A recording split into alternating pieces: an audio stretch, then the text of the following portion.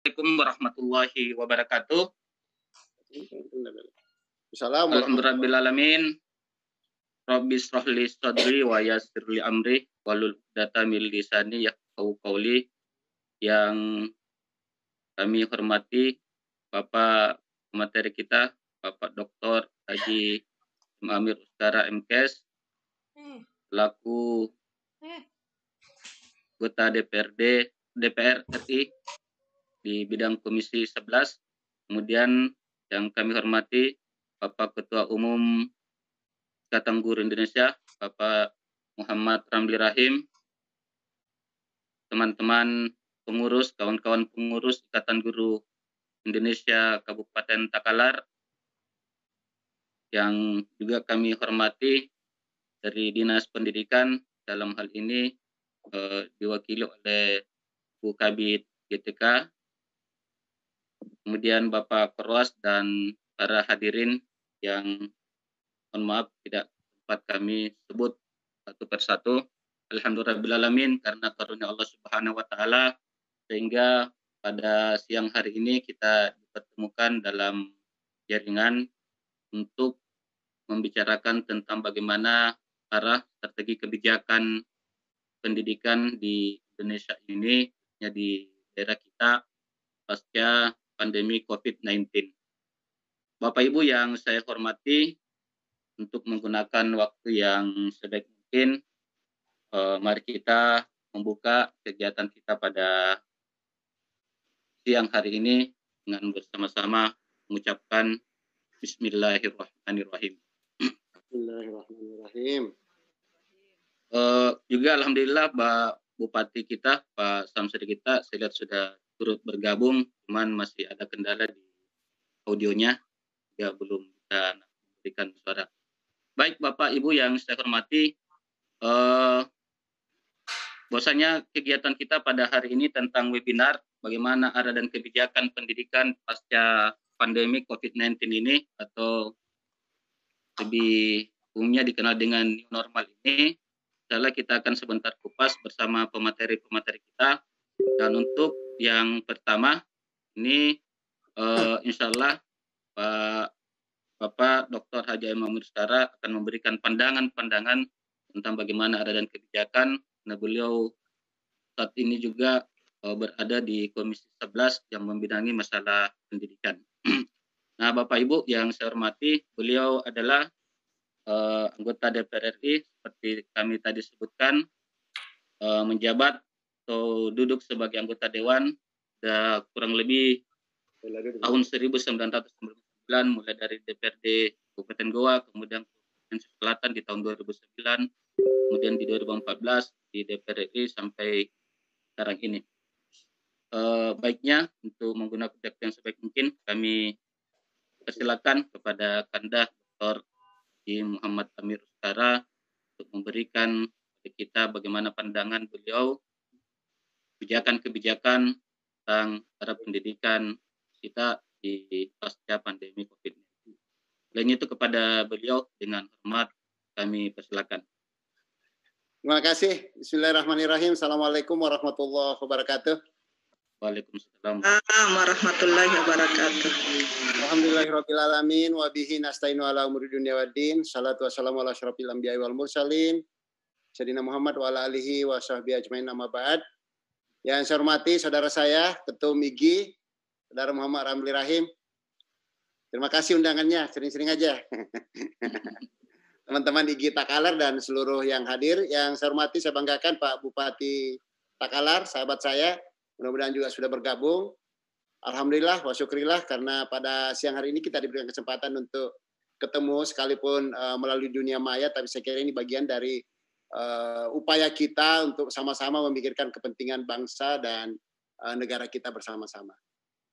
Pak Ketum dan seluruh teman-teman sekalian, panitia meminta saya menyampaikan materi terkait dengan COVID-19 dan arah pendidikan Indonesia. Tentu karena saya harus sampaikan, Pak Ketua, saya sebagai pimpinan di Komisi 11 sekarang ini yang membidangi keuangan, perbankan, dan lain-lain, tapi apapun itu saya kira saya bersyukur karena teman-teman IGI juga mengundang saya untuk hadir. Dan untuk sebagai gambaran saja kepada teman-teman sekalian, bahwa untuk penanganan COVID-19 ini, pemerintah telah menganggarkan sekitar 903 triliun. Jadi 903,46 triliun itu dianggarkan oleh pemerintah untuk kepentingan penanganan COVID yang dibagi dalam dua porsi, yaitu untuk public goods yang nilainya sekitar 397 triliun, itu untuk kesehatan, untuk perlindungan sosial yang kemarin sudah banyak dibagi-bagi, kemudian ada yang ke sektoral atau pemerintah daerah, yang semua itu tentu untuk penanggulangan COVID. Kemudian ada juga non-public goods yang dikeluarkan oleh pemerintah untuk penanggulangan ekonominya, yaitu melalui UMKM, ada bantuan sekitar 123 triliun, kemudian untuk korporasi, koperasi, dan non-UMKM yang nilainya sekitar 53 triliun, dan lain-lainnya sekitar 300 triliun lebih. Artinya anggaran-anggaran ini tentu berimbas pada perubahan struktur APBN kita. Sehingga APBN kita kemarin itu untuk penerimaan, karena pastilah dengan kondisi yang COVID ini pajak pasti turun, sementara belanja naik. Kenapa pajak turun? Karena memang dengan kondisi ini pasti ekonomi kemarin hampir stuck. Sebagai gambaran kemarin, atau mungkin perkiraan pertumbuhan ekonomi kita di kuartal kedua ini diperkirakan, di semester kedua ini diperkirakan -4 sampai -5%. Jauh dari asumsi di APBN yang kita sepakati dengan pemerintah, di mana ada pertumbuhan 5%. Tentu ini juga ada perubahan-perubahan. Nah, dengan kegiatan adanya COVID ini, maka APBN kita yang pertama penerimaan kita berkurang, tapi belanja kita menjadi naik. Belanja kita ada naik sekitar 5% menjadi sekitar 2.700 triliun dari 2.600-an triliun. Artinya kalau kita lihat mandatori undang-undang tentang pendidikan, maka dari anggaran belanja yang dialokasi oleh pemerintah untuk pendidikan tentunya harus naik dari 2.600 triliun menjadi 2.730 triliun, berarti ada kenaikan untuk belanja pendidikan, dan totali untuk belanja pendidikan setelah adanya COVID ini malah menjadi sekitar 570-an triliun. Itu yang dialokasi untuk belanja pendidikan, karena saya kan hanya membahas angka-angka bersama Menteri Keuangan, sehingga yang saya bisa sampaikan bahwa untuk belanja pendidikan kita sekitar 570 triliun. Ini tentu yang diolah oleh beberapa kementerian lembaga dalam menurunkan ke masyarakat.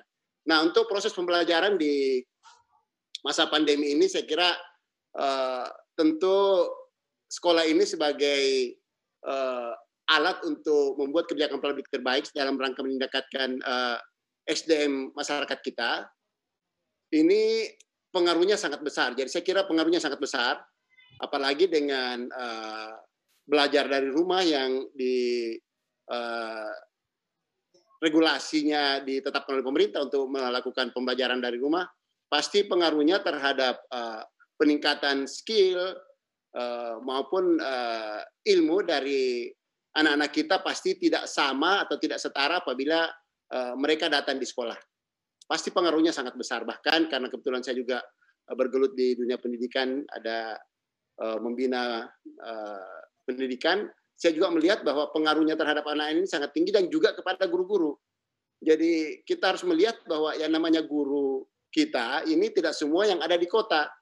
Guru-guru kita ini juga tidak semua PNS-nya. Guru-guru kita ini bahkan mungkin sebagian besar adalah non-PNS yang mungkin juga banyak di daerah-daerah yang terpencil, yang belum tentu ada internet dan lain-lain. Bagaimana kalau misalnya itu semua harus belajar dari rumah? Tentu pengaruhnya terhadap peningkatan mutu pendidikan kita akan sangat berpengaruh. Ada beberapa varian yang saya kira akan menghambat efektivitas pembelajaran dengan sistem daring yang dianukan oleh pemerintah, yang diinginkan oleh pemerintah. Yang pertama tentu terkait yang keterbatasan penguasaan teknologi informasi. Artinya baik guru maupun siswa-siswa kita belum tentu semua punya kemampuan, punya skill untuk memanfaatkan kalaupun ada, apalagi kalau tidak ada. Jadi kalau ada belum tentu bisa dimanfaatkan, tapi tentu sebagian di saudara-saudara kita yang ada di pelosok malah pasti saya belum yakin mereka memiliki alat untuk bisa melakukan pembelajaran secara daring. Yang kedua, sarana dan prasarana yang tentu ini juga akan sangat kurang memadai. Artinya kalau kita melihat, saya kemarin bicara dengan Menkominfo, Menteri Informasi dan Komunikasi, Pak Joni Plate, ternyata dia baru memprogramkan tahun ini untuk pemasangan internet di beberapa daerah yang sampai saat ini belum terjangkau oleh internet. Ini tentu menjadi bagian dari prasarana yang masih menjadi komponen utama yang ternyata tidak sampai ke daerah-daerah. Nah, ini juga menjadi bagian dari persoalan-persoalan yang terjadi saat ini. Selanjutnya yang kita lihat adalah akses internet yang juga masih terbatas. Ini juga masih sangat berpengaruh terhadap dunia pendidikan kita. Yang selanjutnya adalah kurang siapnya penyediaan anggaran. Artinya kalaupun anggaran tadi saya sampaikan bahwa anggaran untuk pendidikan kita naik, tapi saya kira Ketum IGI juga paham bahwa jumlah anggaran yang besar ini belum semuanya tersalur atau mungkin terpakai sesuai dengan kebutuhan yang diharapkan oleh teman-teman guru maupun tenaga kependidikan. Artinya saya pahami bahwa dengan anggaran yang ada ini seharusnya kalau dimanfaatkan secara maksimal, saya yakin misalnya dari IGI yang saya tahu sekali sudah banyak melakukan pelatihan-pelatihan tanpa harus mendapatkan biaya APBN. Coba kalau misalnya itu difasilitasi oleh negara, tentu akan sangat bermanfaat untuk kepentingan dunia pendidikan kita. Ada beberapa hambatan yang dihadapi dalam pelaksanaan pembelajaran jarak jauh ini. Saya kira yang pertama adalah kesiapan sumber daya manusia. SDM kita, yang saya sampaikan tadi, SDM kita baik guru maupun juga siswa-siswa kita, saya yakin belum siap sampai saat ini untuk melakukan pembelajaran jarak jauh.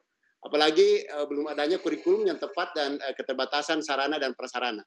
Khususnya di dukungan teknologi ini, saya tidak tahu sekarang apakah dengan anjuran pemerintah untuk melaksanakan pembelajaran jarak jauh ini juga sudah disiapkan dengan materi-materi yang kira-kira connect, kira-kira pas, kira-kira cocok untuk dipakai oleh anak-anak kita atau dipakai oleh guru-guru kita untuk menyampaikan materinya. Ini juga saya tidak tahu apakah ini sudah ada, karena tentu teman-teman IGI terutama lebih paham dari saya. Yang kedua, dari survei Pusat Informasi Kajian Akademik UGM itu, terhadap ada 3.000 lebih mahasiswa yang mengikuti pembelajaran daring dalam masa pandemi COVID ini, 66,9% mahasiswa merasa memahami materi perkuliahan, tapi sisanya itu mengaku kurang atau sangat kurang memahami dengan baik. Artinya kalau dengan sistem daring ini tentu penyampaian informasi ke siswa, ke mahasiswa, saya yakin tidak sama nilainya, nilai penerimaannya oleh siswa maupun mahasiswa apabila langsung bertatap muka. Tentu itu terjadi perbedaan. Selanjutnya terkait dengan kerugian siswa pada proses penilaian. Ini juga saya angkat karena tentu anak-anak kita dalam setiap proses pembelajaran, kita mau tahu sampai di mana kira-kira konsep penerimaan atau sampai ke mana dia kemampuannya untuk menangkap apa yang diajarkan oleh guru-guru atau teman-teman IGI ini. Nah, untuk itu kan perlu ada penilaian. Nah, sekarang dengan sistem pembelajaran jarak jauh ini, saya tidak tahu karena apakah sistem ini betul-betul bisa mendapatkan atau bisa kita dapatkan penilaian yang objektif dalam proses penilaian terhadap siswa.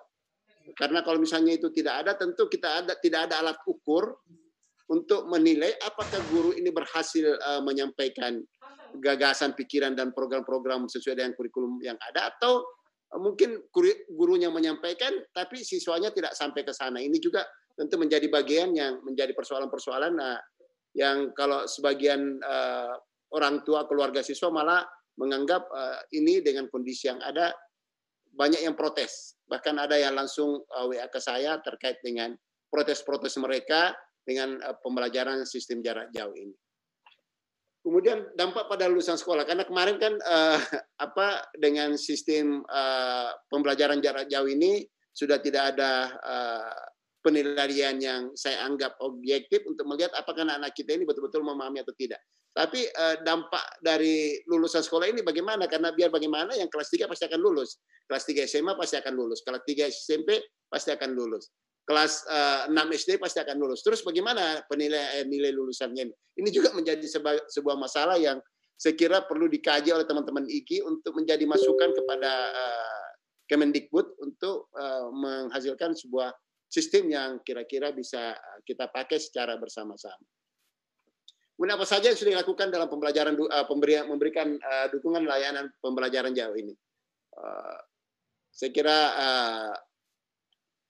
dari beberapa perusahaan juga sudah memberikan bantuan, tapi yang paling penting adalah dari Kemenkominfo yang sudah dilakukan. Ada beberapa hal dari Kemenkominfo yang disampaikan yang dipakai untuk membantu guru-guru kita di Indonesia. Jadi kalau beberapa perusahaan swasta saya kira atau BUMN saya kira itu wajar, tapi dari Kemenkominfo juga kita desak terus untuk terus memberikan atau mungkin memberikan sarana dan prasarana yang bisa dipakai oleh guru-guru kita, anak-anak kita, agar pembelajaran jarak jauh ini bisa lebih efektif dan bisa semurah mungkin. Karena kalau misalnya keluhan orang tua, keluhan siswa, ada juga yang karena tidak mampu beli kuota katanya, itu kalau ada handphonenya, ada cuma mengatakan bagaimana kita mau beli kuota, handphone aja nggak ada. Nah ini juga tentu menjadi persoalan-persoalan yang sekarang ini saya anggap itu juga menjadi bagian dari penghambatan proses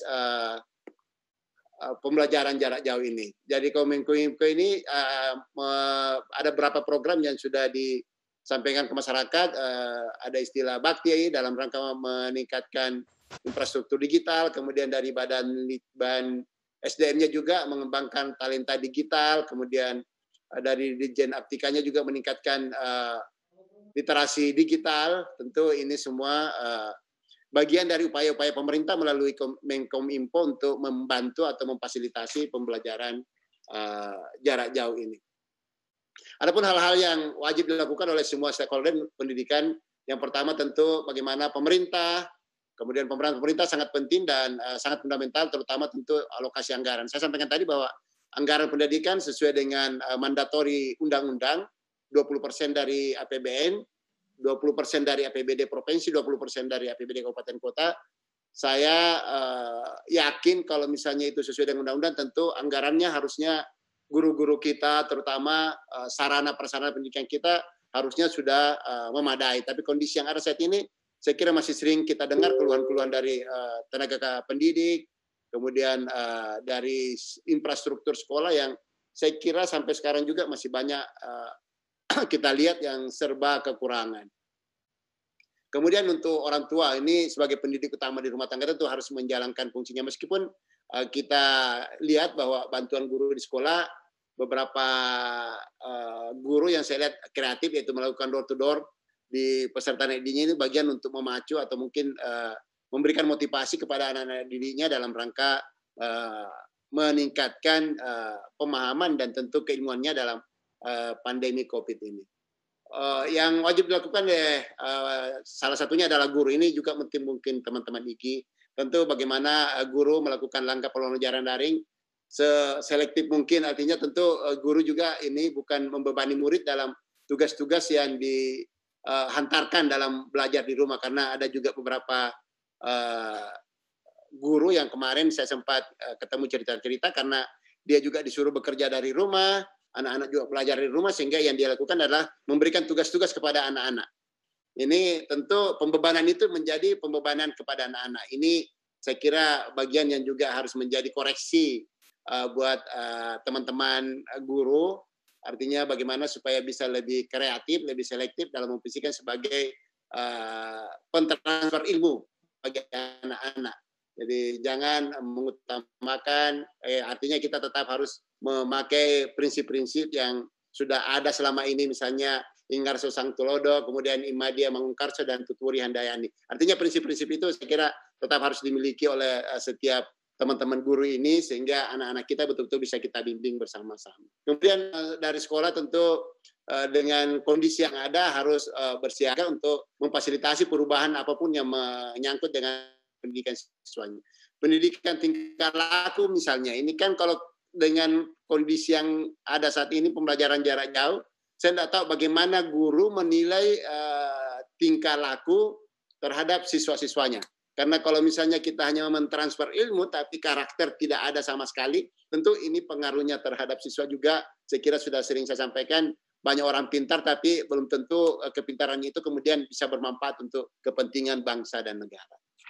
Ada beberapa langkah yang saya anggap strategis yang harus dilakukan sekolah pasca pandemi COVID ini. Yang pertama adalah bagaimana kita melakukan peninjauan kembali terhadap target pembelajaran yang ingin dicapai agar secara nasional selaras dengan situasi dan kondisi baru dalam new normal nanti. Artinya koreksi terhadap target pembelajaran yang selama ini sudah ada dengan perubahan sistem yang sudah ada.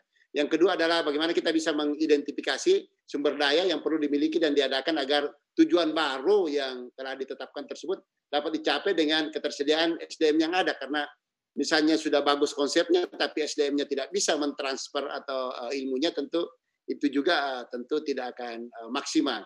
Selanjutnya adalah bagaimana kita bisa memetakan situasi dan kondisi masing-masing guru dan siswa yang harus bersiap-siap melakukan model pembelajaran baru yang berbasis blended learning sebagaimana dirancang saat ini. Ini juga menjadi bagian dari tugas-tugas kita, terutama tentu Bapak Ibu guru dalam menyiapkan kesiapan atau bagaimana menyiapkan perangkat-perangkat yang menjadi bagian dari proses yang akan kita lakukan. Seharusnya bagaimana kita melakukan kajian antara kebutuhan dan ketersediaan yang menyusun langkah-langkah strategis dan operasional yang perlu segera dilakukan untuk menjembataninya. Artinya new normal pendidikan yang berorientasi pada siswanya.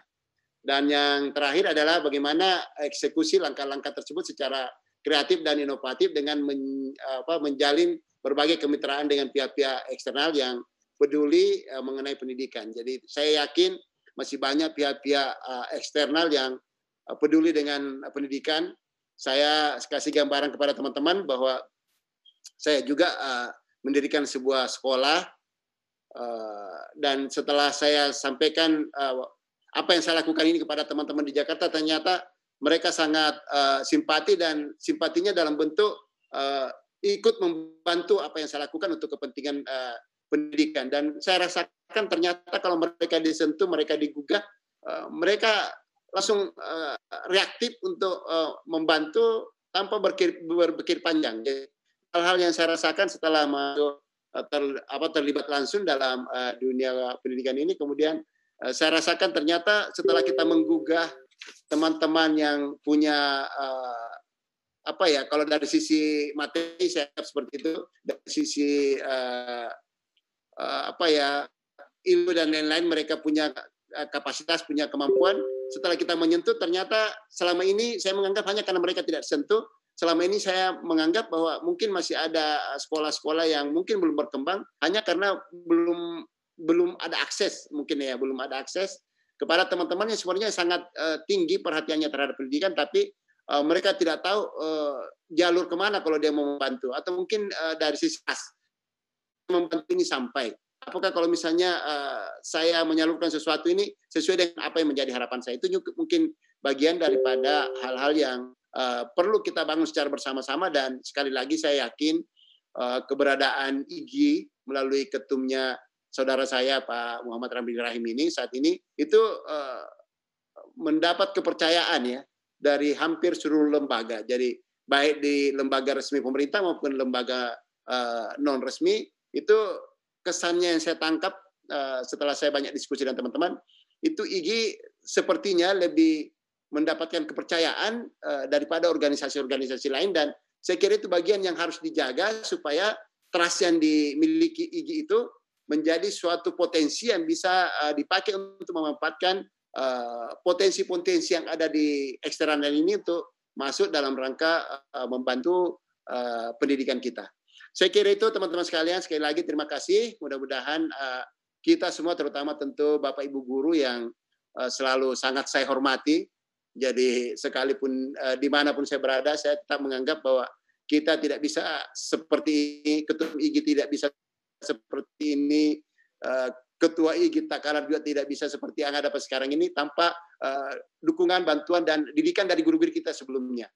Dan tentu itu yang kita transfer. Mudah-mudahan sekali lagi, insya Allah kita semua menjadi bagian daripada solusi untuk kemajuan bangsa kita dalam rangka meningkatkan kesejahteraan masyarakat, saya tambahkan juga meningkatkan kesejahteraan guru-guru kita supaya mereka lebih bisa bekerja secara tenang dalam rangka mendidik, membimbing dan memberikan pembelajaran karakter kepada anak-anak kita ke depan.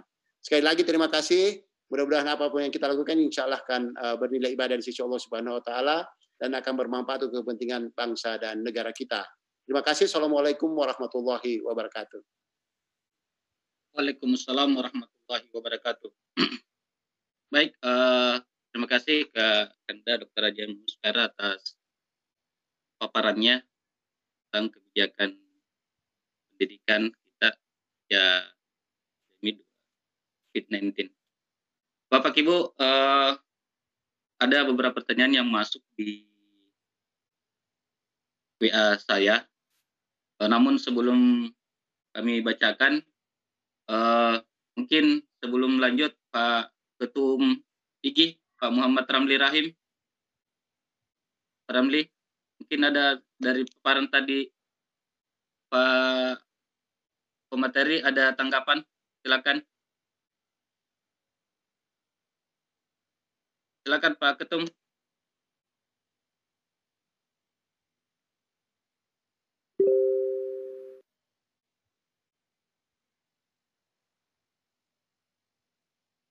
Belum kedengaran, Tom. Suaranya belum kedengaran Pak Ketum. Kayaknya signalnya barnya merah ini Pak Ketum ini. Tapi Kak, Pak. Ya. Pak Ansar, Pak Bupati disapa dulu, sudah masuk. Oh ya, oke siap. Ya.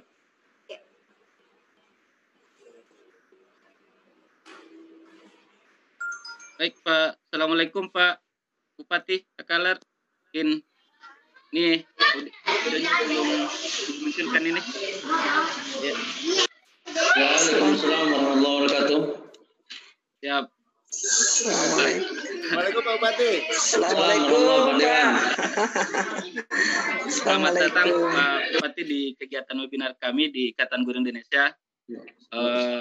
Kegiatan kami ini kami rangkaikan Pak Bupati dengan donasi untuk teman-teman di luar utara. Kami rangkaikan ini Pak Bupati dan setelah ini teman-teman yang sudah berdonasi kami akan berikan pelatihan bagaimana mengelola atau menjadi host yang profesional di dunia daring dan untuk mengelola kelas dalam jaringan. Jadi setelah ini kami pelatih lagi teman-teman ini. Baik, ada satu hal yang tadi Pak anggota Dewan kita Pak Amir Skara telah memberikan pandangan tentang kebijakan secara nasional, bagaimana pendidikan secara nasional pasca pandemi COVID-19 ini. Sebelum mungkin ada pertanyaan, saya sempat mau bacakan dulu ke Pak Amir Skara. Ini Pak Amir Skara ada yang masuk ke WA kami di panitia tentang adanya beberapa sekolah yang masih remote area, istilahnya Pak. Jadi remote area itu adalah sekolah yang dimana belum tersentuh dengan jaringan tadi. Jadi mungkin di Selatan ini kurang lebih 30 untuk SMA SMK yang masih remote area. Kalau di SD lebih SMP itu lebih banyak lagi. Jadi mungkin bisa disampaikan kepada Kominfo-nya atau dia Kementerian Pendidikannya untuk melakukan mungkin bantuan-bantuan apakah itu menggunakan VSAT dan satelit, karena sampai saat ini masih ada banyak sekolah yang belum tersentuh atau aksesibilitas ke internet, dan ini kadang juga menjadi beberapa keluhan di teman-teman. Ini ada masukan mungkin bisa ditanggapi sedikit sebelum kita, karena Pak Amir sekarang ada kepentingan yang sangat mendesak, jadi tidak bisa bersama dengan kita dalam jangka lama setelah itu. Silakan Pak Amir sekarang memberikan dulu. Ya, terima kasih teman-teman. Saya sapa dulu saudaraku Pak Bupati Takalar. Ya Pak, sukses untuk Pak Dewan. Sudah 5 tahun kita tidak ketemu Pak Bupati. Siap. Teman-teman sekalian dari IG untuk data terkait dengan masih adanya remote area yang disampaikan tadi, mungkin di samping melalui pemerintah daerah sebagai perwakilan dari teman-teman di Sulawesi Selatan juga bisa melalui saya. mungkin saya juga bisa akses langsung dengan Menkominfo Pak Joni Plate yang kebetulan dulu sama-sama di satu komisi sebelum jadi menteri, sehingga komunikasi saya dengan dia masih sangat akrab, masih sangat dekat, sehingga kalau ada hal-hal yang terkait dengan infrastruktur untuk kepentingan jaringan mungkin saya bisa langsung menyampaikan ke beliau. Jadi kalau itu khusus untuk itu saya kira data saja disampaikan ke saya, terutama tentu yang dia mau tahu biasanya adalah lokasinya, titik lokasi di mana. Itu yang kadang-kadang dia minta saya kalau ada yang saya mintakan. Saya kira itu, terima kasih Pak Ansar. Yap. Saya kira seperti itu Kak, karena kami mengerti dengan keperluannya Pak, kepentingannya Pak Kanda, Kak Amir setelah ini. Jadi kami mengucapkan teman-teman dari Ikatan Guru Indonesia Guru Takalar, juga Pak Yesus Selatan, sangat mengucapkan terima kasih banyak atas kesempatannya Anda Dr. Yamin Syara pada kesempatan ini untuk berbagi dengan kami mengenai arah kebijakan pendidikan secara nasional di Indonesia ini. Izin Pak Kanda, kami beralih ke Pak pemateri selanjutnya. Terima kasih banyak sekali lagi dan terima kasih Pak Bupati, Ketua Miki.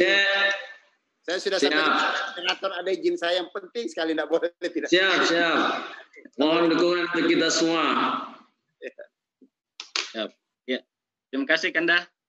Baik, Bapak Ibu sekalian yang saya hormati,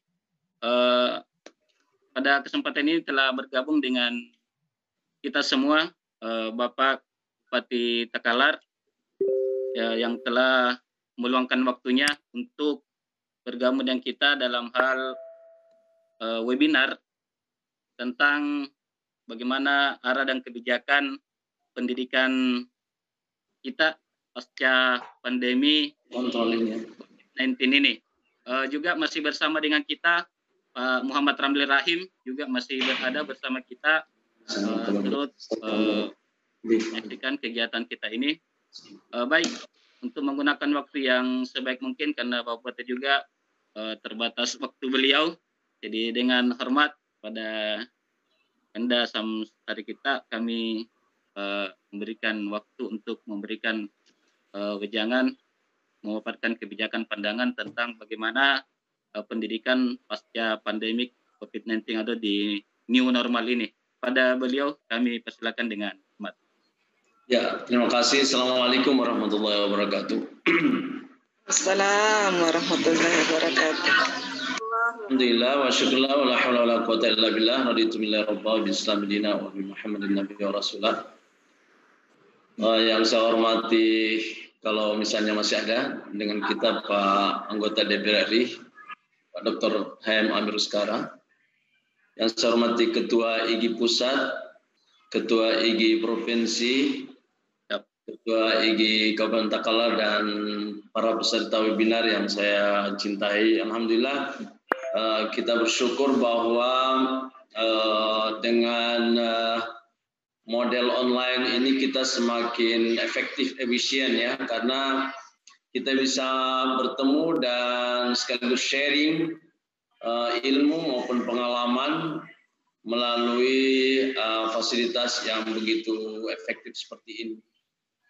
Yang kedua, saya ingin mengapresiasi atas upaya IGI memfasilitasi guru-guru kita terusus di Kabupaten Takalar. Kalau ada peserta dari luar juga kita mengapresiasi kehadirannya di media ini.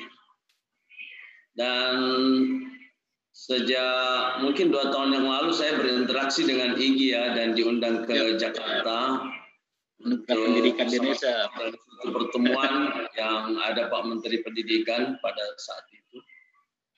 Saya rasa seperti yang disampaikan oleh Pak Dewan tadi bahwa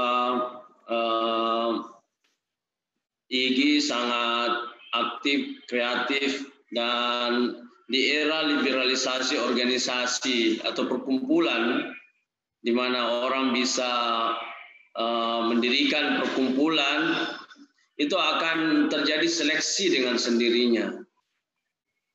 Siapa yang bisa memberi manfaat, dia akan diikuti. Jadi kalau IGI bisa memberi manfaat yang sebesar-besarnya bagi stakeholdernya, terutama para guru, Saya rasa dengan sendirinya IGI akan diikuti oleh mereka. Tanpa ada paksaan pun mereka akan ikut, karena orang akan mencari yang paling memberi manfaat. Dan disinilah terlihat bahwa IGI inovatif, IGI ini relatif kreatif dan aktif, ya, dan adaptif karena mengikuti tren yang sekarang ini orang berubah dari modus offline menjadi online seperti yang kita sama-sama lakoni pada hari ini. Yang kedua yang ingin saya sampaikan bahwa karena ini judulnya adalah kebijakan nasional, tentu saya tidak relevan untuk membahas terlalu detail tentang kebijakan nasional, tapi saya ingin mengangkat masalah lokal yang ada di kita semuanya, bahwa minimal ada 3 hal yang ingin saya sampaikan di sini, bahwa pendidikan kita ini ditentukan yang pertama oleh sumber daya manusia. Sumber daya manusianya itu yang terlibat di pendidikan kita ini adalah minimal juga 3, yaitu guru, siswa, dan orang tuanya. Ya. Jadi gurunya kita bersyukur bahwa selain melalui pendekatan struktural pemerintah yang senantiasa melakukan apa yang disebut sebagai capacity building, peningkatan kapasitas guru-guru kita, ya, dan itu dibiayai oleh pemerintah. Juga kita bersyukur ada organisasi seperti IGI yang konsen terhadap upaya peningkatan kapasitas guru-guru kita, dan ini sangat diperlukan, ya.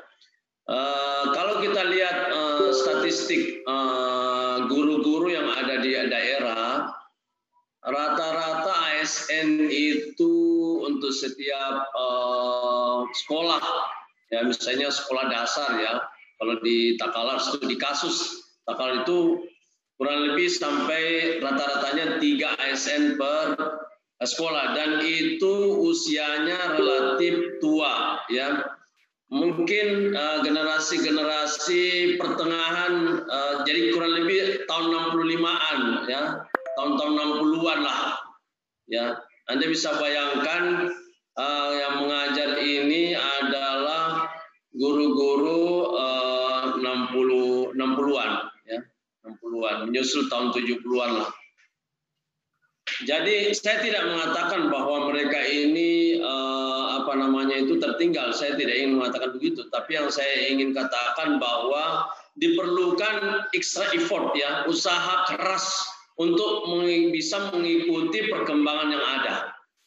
Sehingga kalau tidak ada media seperti organisasi guru seperti yang ada sekarang ini, maka tentu kalau dilakukan peningkatan kapasitas bermodalkan kemauan secara mandiri dari guru-guru yang lahir tahun 60-an, ya, sampai kepada era 80-an, tentu ini luar biasa yang harus mereka usahakan agar bisa menyesuaikan dengan situasi terkini. Dan tentu menurut saya teori-teori tentang pendidikan ini cepat berkembang, ya.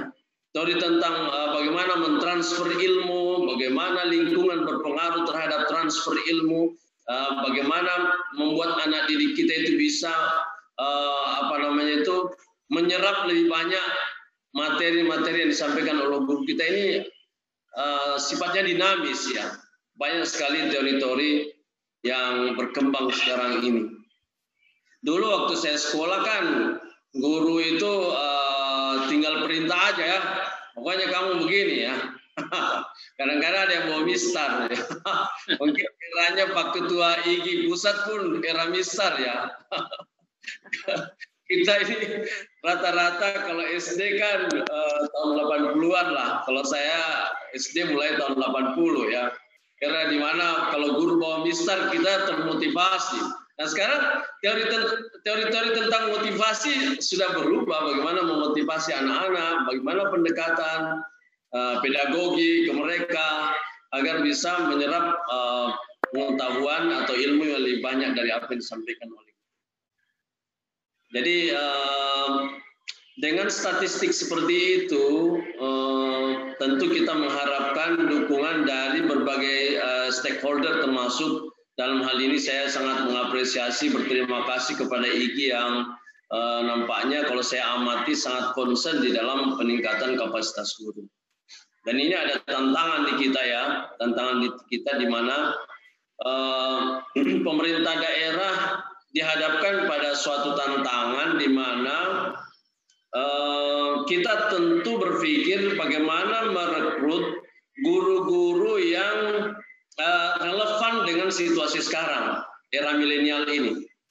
Itu kita dihadapkan pada tantangan seperti itu, sehingga kita harus berbuat di tengah keterbatasan. Jadi ada tantangan di mana tantangannya kita membutuhkan guru yang relevan dengan eranya, tapi ada keterbatasan. Keterbatasannya apa? Keterbatasannya adalah pada sisi sumber daya. Jadi sumber daya kita misalnya dalam hal anggaran untuk menerima guru-guru juga menurut saya terbatas, apalagi di era COVID. Takalar itu sudah dikurangi kurang lebih 110 miliar dari total anggaran yang biasanya dia dapatkan sebelumnya. Yang kedua, kita tentu tidak bisa dari kuota penerimaan ASN itu tidak sepenuhnya hanya mengambil calon guru untuk direkrut menjadi ASN di kabupaten ini, sehingga kita bisa menerapkan apa yang disebut sebagai P3K ya kalau tidak salah ya. Tetapi P3K ini kendalanya adalah kendala pada keterbatasan anggaran yang tadi saya sudah sebutkan, bahwa di masa COVID ini terjadi pengurangan yang sangat besar jumlahnya dibanding dengan kebutuhan yang dimiliki oleh daerah ya. Mohon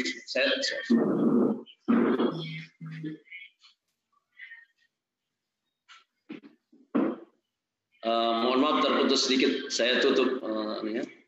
Soalnya saya webinarnya ada beberapa yang saya hadapi nih. Jadi keterbatasannya seperti itu, sehingga dalam kondisi terbatas seperti itu, di mana tuntutan untuk memperbaiki kualitas siswa kita yang merupakan stakeholder kedua dalam pendidikan ini, ya, itu kita harus berpikir keluar dari lingkaran ini, bagaimana cara memenuhi, merekrut sumber daya guru yang relevan dengan zamannya. Tapi kita juga tidak bisa terperangkap dengan keterbatasan kuota ASN dan keterbatasan kita dalam memenuhi tuntutan yang misalnya kompensasi kepada P3K yang relatif hampir sama dengan ASN kompensasinya. Inilah yang lagi kami pikirkan. Apa kebijakan yang tepat di dalam hubungannya dengan sumber daya manusia, khususnya penyediaan guru yang relevan dengan eranya, dan itu dibatasi oleh kemampuan daerah. Itu sebuah tantangan yang luar biasa. Yang kedua, yang saya sebutkan tadi dengan sumber daya manusia kita ini adalah siswa. Siswanya sekarang ini era milenial ya, nggak sepatuh waktu Pak Ketua jadi siswa, nggak sepatuh. Kita banyak melihat kasus-kasus di mana siswanya itu berbagai macam motif, ya. Mungkin memang dia tidak mau dengar gurunya, bisa jadi ada motif merekayasa di mana ada tuduhan guru menzolimi siswa, ya. Itu dalam hal perilaku ya. Kita tidak tahu motif yang sebenarnya, tetapi gejala-gejala seperti itu ada, dan sekarang relatif anak-anak kita itu cenderung lebih bebas. Tapi itu sendiri kalau kita arahkan sifat ingin bebas ini mestinya mengarah kepada anak-anak yang relatif mandiri. Kalau kita bisa mengolah sumber daya anak-anak didik yang seperti ini, ya. Sehingga kita sebagai guru tidak capek sebenarnya kalau kita bisa mengolah situasi dan psikologi anak-anak yang bebas ini untuk kemudian kita olah menjadi bahan baku siswa yang bisa sekolah atau menyerap ilmu dengan penuh kemandirian. Karena ada sejarah di mana founding fathers kita itu banyak yang bisa sukses dengan cara mandiri seperti itu. Misalnya Haji Agus Salim misalnya yang bisa menguasai beberapa bahasa dengan cara yang relatif mandiri. Kita juga lihat bagaimana penemu listrik yang dikeluarkan dari sekolah ternyata bisa menemukan listrik. Dan waktu saya dari Amerika ini saya menulis sebuah tulisan essay yaitu bertemu dengan ilmu pengetahuan. Saya search Thomas Alva Edison itu memiliki 1000 hak paten, ya, dan beliau telah mendirikan General Electric. Ya, dan ini semua kita nikmati sampai sekarang, bola lampu buatan General Electric. Baik, itu dengan kemandirian ternyata dia bisa menjadi orang kaya seperti itu, kaya raya seperti itu.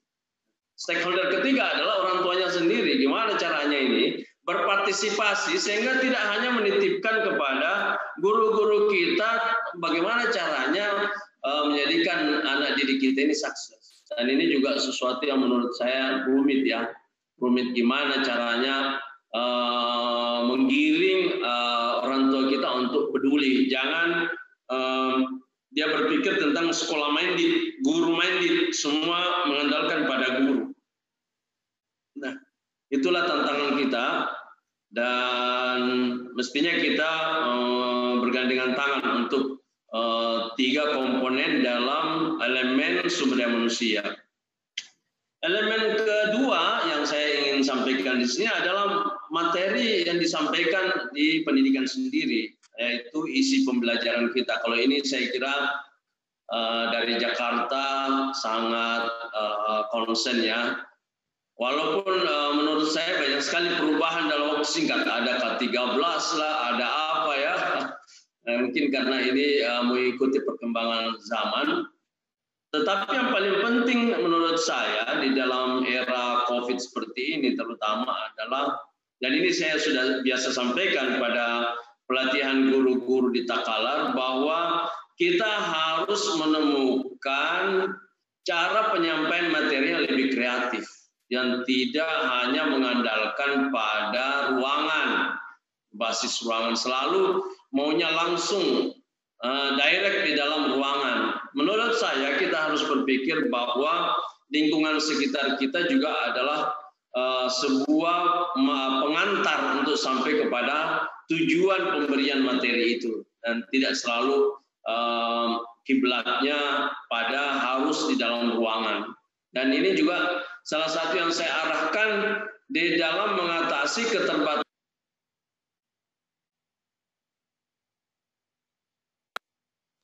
Ini juga adalah salah satu yang harus kita temukan kebijakan untuk mengantisipasi berkurangnya anggaran pada penyediaan ruang kelas. Dan ini kita harus mengambil contoh pada sekolah-sekolah alam yang tidak terikat pada adanya gedung.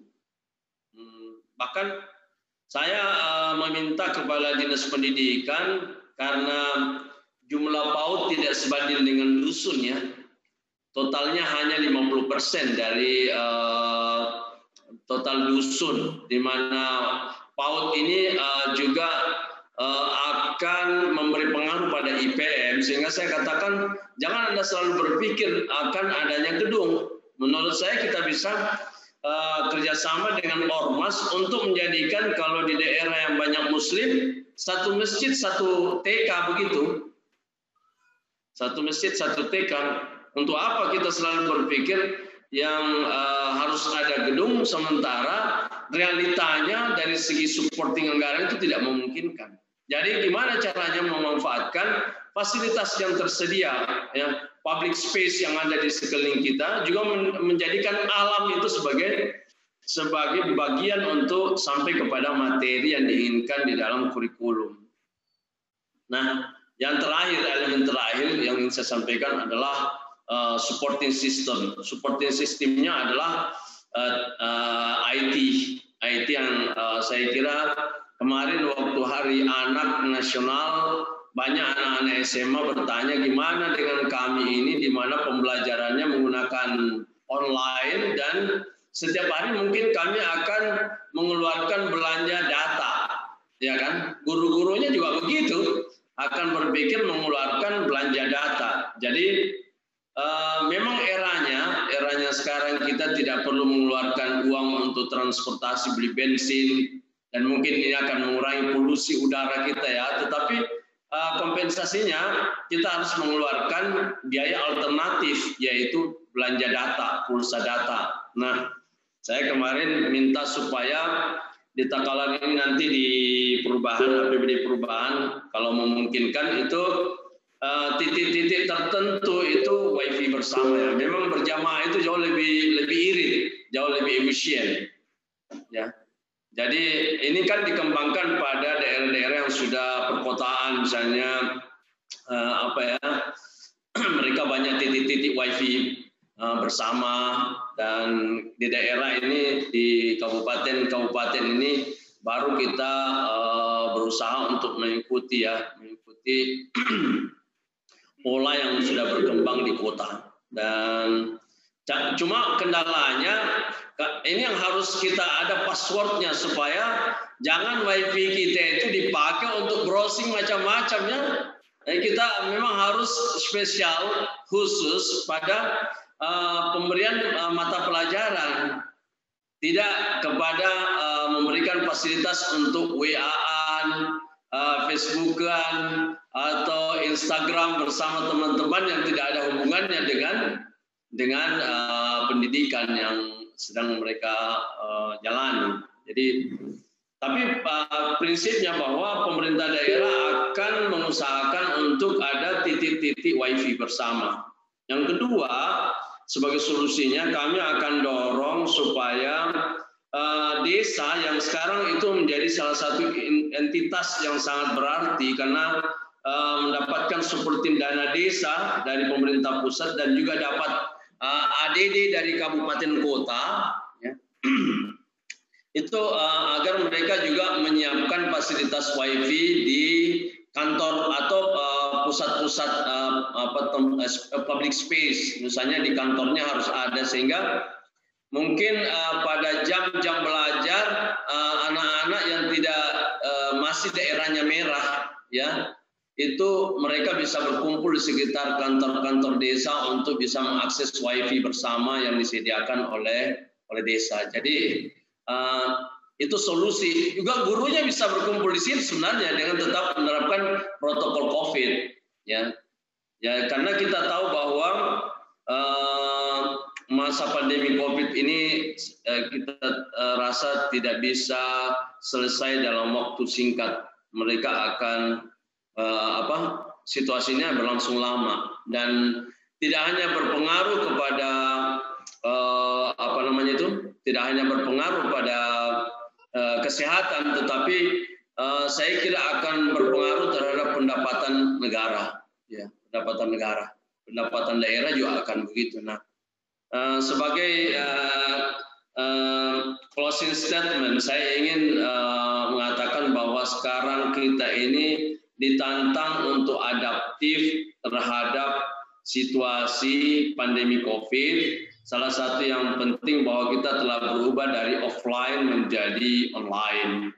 Dan untuk bisa menjadi sumber daya manusia yang hebat, baik itu sumber daya manusia guru dan siswa, itu sangat penting untuk menanamkan kemandirian kepada guru-guru kita dan siswa kita di dalam rangka meningkatkan kapasitas dirinya.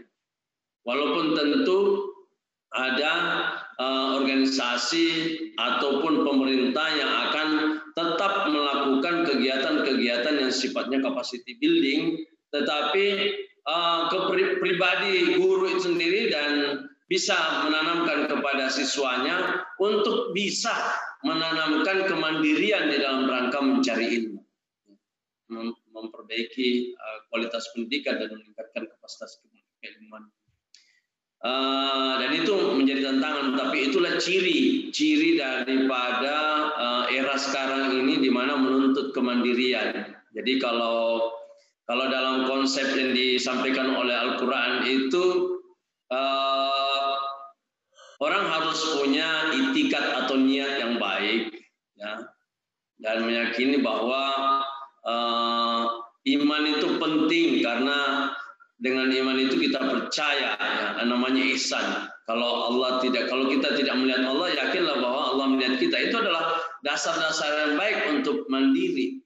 Jadi dan itu sangat penting di dalam rangka peningkatan ilmu kita. Tapi seperti yang saya katakan tadi, membutuhkan kemandirian dan itu kita semua berlomba. Orang tidak membutuhkan bahwa Anda mau. Tapi orang akan bertanya, seberapa kuat Anda berlomba untuk menjadi sosok yang mau. Jadi fastabiqul khairat. Nah ini penting di era ini. Siapa yang cepat, siapa yang inovatif, siapa yang kreatif, dia akan sukses. Saya kira itu yang bisa saya sampaikan. Terima kasih atas kesempatan yang diberikan. Saya tidak bisa menjelaskan tentang kebijakan nasional karena itu bukan level saya. Yang pas memang Pak anggota DPR kita yang terhormat Pak Dr. Haji Anil Uskara.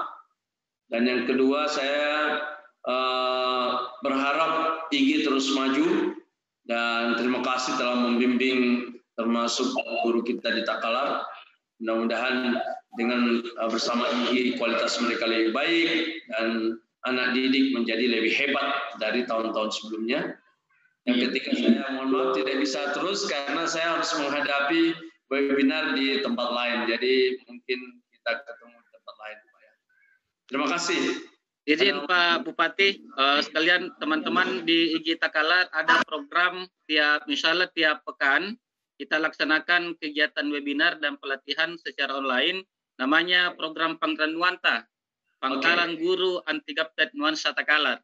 Ini mohon kiranya untuk di launching lah, seperti itu karena pertama melaunching program Panran Nuangku yang Panran Nuang kan? Panran Nuanta, Pak. Panran Nuanta, ya. Ya. Dan diinisiasi oleh IGI, ya. Mari kita sama-sama membaca basmalah. Bismillahirrahmanirrahim. Kita berdoa semoga program ini bisa membantu kita bersama dan memberikan banyak manfaat. Terima kasih. Ya, terima kasih Pak Bupati juga. Terima kasih Pak Bupati. Ada dari Dinas Pendidikan diwakili Ibu Kabid GTK, Ibu Haji Megawati juga ada. Dan Pak Polres Sabsuti juga hadir. Iya Pak, siap Pak, siap. Siap Pak. Ya, Pak Ketua saya izin live ya. Siap, terima kasih Pak. Baik. Ya, terima kasih Pak Bupati. Ya, Waalaikumsalam warahmatullahi wabarakatuh.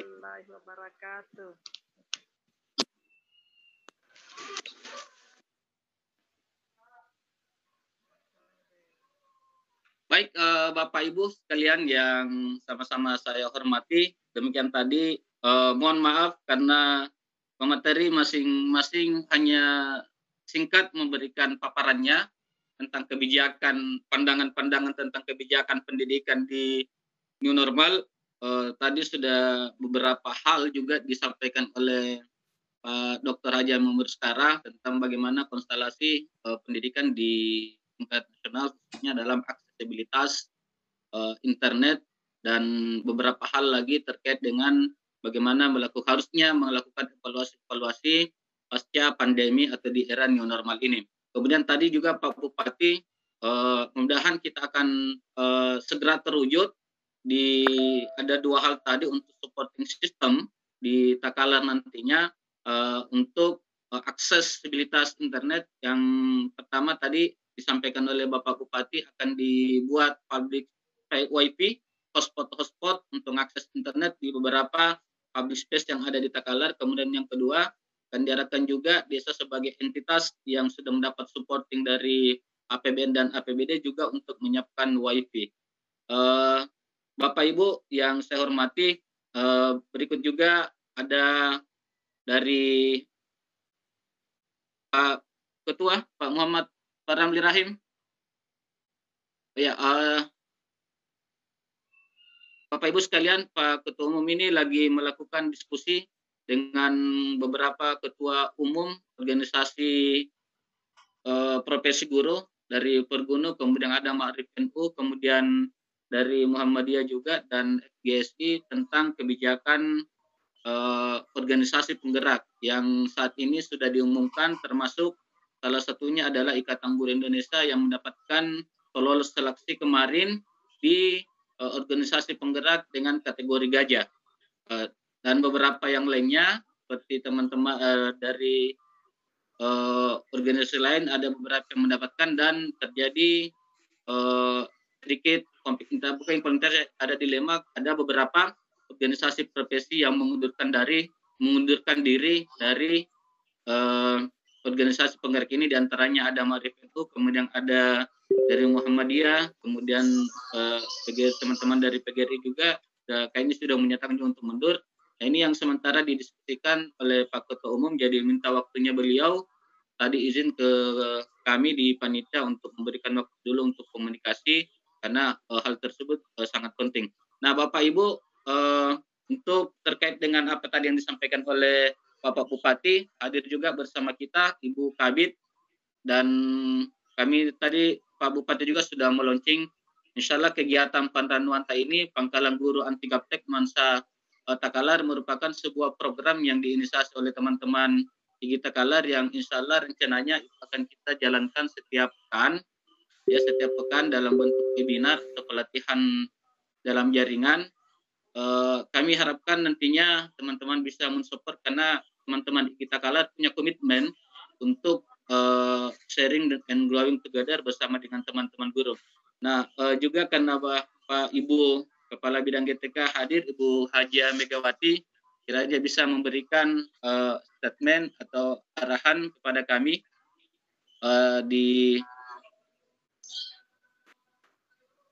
mudah-mudahan beliau masih hadir. Ibu Kabid.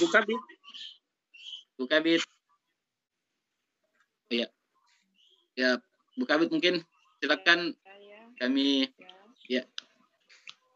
Silakan Bu Kabid. Silakan, Bu. Ya. Terima kasih atas kesempatan yang diberikan kepada saya. Sudah kedengaran ya? Sudah Bu Kabid. Yang saya hormati Bapak Ketua IGI,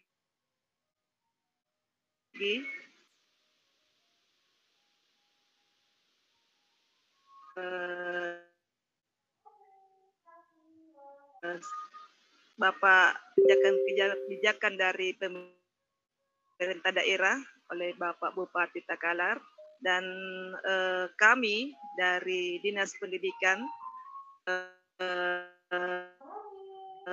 mewakili Dinas Pendidikan Kabupaten sangat-sangat mengapresiasi tadi apa yang disampaikan beliau, bahwasanya memang yang disampaikan beliau itu memang itu yang terjadi, keadaan yang terjadi sekarang, kondisi yang terjadi sekarang di Takalar, di Kabupaten Takalar, terkhusus di Dinas Pendidikan.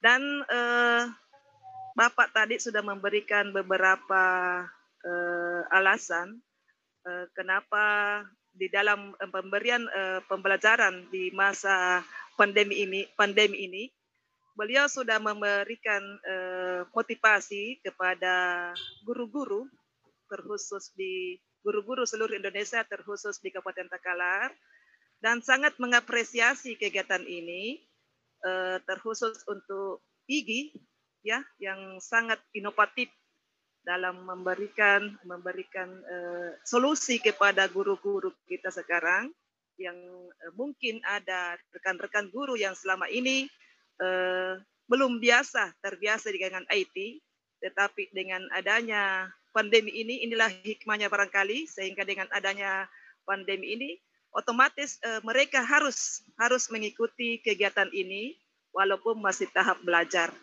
Jadi itu kita mungkin bisa petik dari hikmah yang terjadi dengan adanya COVID-19 ini. Guru-guru yang tadi biasanya offline sekarang sudah bisa online. Itu salah satu hikmahnya, dan alhamdulillah dengan adanya pembelajaran kegiatan webinar yang dilaksanakan oleh IG ini, walaupun saya lihat di peserta ini masih kurang yang ikut dari Kabupaten Takalar, tapi insya Allah kami dari Dinas Pendidikan Kabupaten Takalar untuk kedepannya akan memotivasi guru-guru ya terkhusus yang ada di Kabupaten Takalar untuk kedepannya lebih aktif atau lebih giat di dalam mengikuti webinar-webinar ini. Karena kenapa? Dengan adanya kegiatan ini, wawasan guru tentu semakin hari semakin akan bertambah. Dan ilmu yang akan kita terima atau kita petik dari kegiatan ini tentu semakin bertambah juga. Apalagi saya lihat dari pemateri dari yang diundang oleh pengurus IG ini luar biasa semua, ya, rata-rata pemateri yang sudah handal semua, ya. Jadi insya Allah untuk kedepannya kami akan mengajak guru-guru terkhusus Kabupaten Takalar, dan kalau perlu kami akan mencek langsung kehadiran mereka di kegiatan ini, apalagi beliau pemegang kebijakan di Kabupaten Takalar sangat mendukung kegiatan ini. Jadi mudah-mudahan ke depannya guru-guru yang ada di Takalar lebih aktif, lebih giat, terkhusus kepala sekolah juga bisa, karena dengan aktifnya kegiatan ini insya Allah kepala sekolah juga akan lebih bertambah wawasannya. Kebijakan disampaikan akan ke bapaknya. Kebijakan tadi akan berjalan. Rupanya memang dari anggaran kita karena dengan adanya COVID ini ada beberapa anggaran yang dialihkan ke mungkin ada beberapa kegiatan atau program kegiatan yang terkendala tidak dapat berjalan, tetapi insya Allah kalau Bupati sudah menjanjikan, mudah-mudahan di anggaran perubahan itu barangkali yang sempat saya sampaikan. Insya Allah saya selaku perwakilan dari Dinas Pendidikan Kabupaten Takalar sangat-sangat mengapresiasi kegiatan ini, dan kami berjanji insya Allah ke depannya peserta dari Takalar akan lebih bertambah dan lebih meningkat. Demikian. Billahi taufiq wal hidayah, kurang dan lebihnya mohon dimaafkan. Billahi taufiq wal hidayah. Wassalamualaikum warahmatullahi wabarakatuh. Waalaikumsalam warahmatullahi wabarakatuh. Terima kasih Ibu Aja Megawati dari Kepala Bidang GTK Dinas Pendidikan Takalar atas supportnya kepada teman-teman. Insya Allah Bu, kegiatan webinar ini, kegiatan Panranuanta ini bukan hanya dalam bentuk webinar, dalam artian seminar. Betul. Ini fokus ke pelatihan juga Bu. Dan ya siap. Teman juga insya Allah akan berbagi. Ya. Kita buat pelatihan.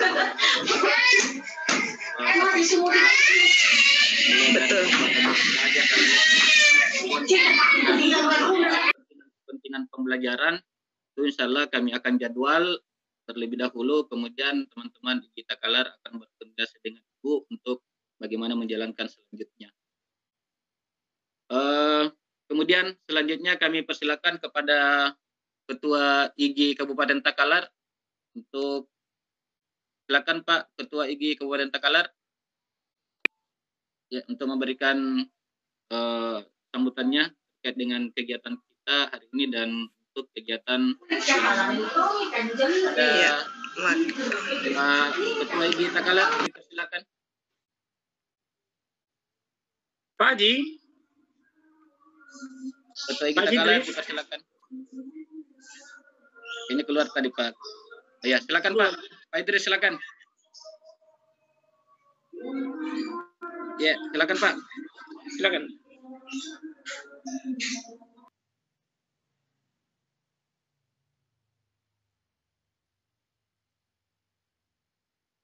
Aktif suaranya Pak Ketua. Mic-nya Pak Ketua, mic-nya. Oke, silakan Pak. Oh, belum nih, belum. Mic-nya Pak Ketua. Oke, silakan. Sudah bagus. Ya. Ya. Assalamualaikum warahmatullahi wabarakatuh. Waalaikumsalam warahmatullahi wabarakatuh. Hamda wa syukran lillah. Asyhadu la ilaha illallah wa asyhadu anna Muhammadan abduhu wa rasuluh. Allahumma shalli wa sallim wa ala alihi wa sahbihi ajmain. Mabad yang terhormat